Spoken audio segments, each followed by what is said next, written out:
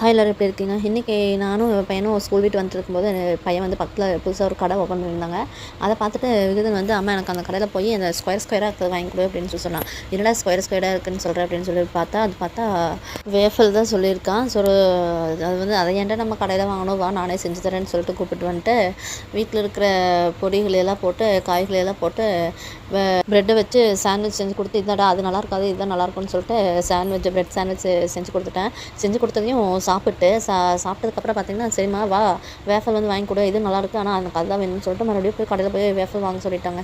இதை செஞ்சு கொடுத்தா அதை கேட்க மாட்டான்னு நினச்சான். அவன் தெளிவாக தான் இருக்கான், அவனோட விஷயத்தில் அவன் தெளிவாக தான் இருக்கான். வா வந்து வாங்கி ஆகணும்னு சொல்லிட்டு வேஃபல் வாங்க வச்சுட்டாங்க. அவன் போகிற பக்கம் பார்த்தா கூடிய சீக்கிரம் வேஃபல் மிஷின் வாங்க வேண்டியது போல். ஸோ வேஃபல் மிஷின் வாங்குறது ஒர்த்தா இல்லையான்னு சொல்லிட்டு கமெண்ட் பண்ணுங்கள். ஓகே ஃப்ரெண்ட்ஸ், இந்த சாண்ட்விச் உங்களுக்கு பிடிச்சிருந்துச்சுன்னா லைக் பண்ணுங்கள், ஷேர் பண்ணுங்கள் அண்ட் கமெண்ட் பண்ணுங்கள். நிறைய பேர் சப்ஸ்கிரைப் பண்ணாமல் பார்க்குறீங்க. ஸோ சப்ஸ்கிரைப் பண்ணுங்கள், கமெண்ட் பண்ணுங்கள் வீடியோ எப்படி இருக்குன்ட்டு சொல்லிவிட்டு. தேங்க்யூ.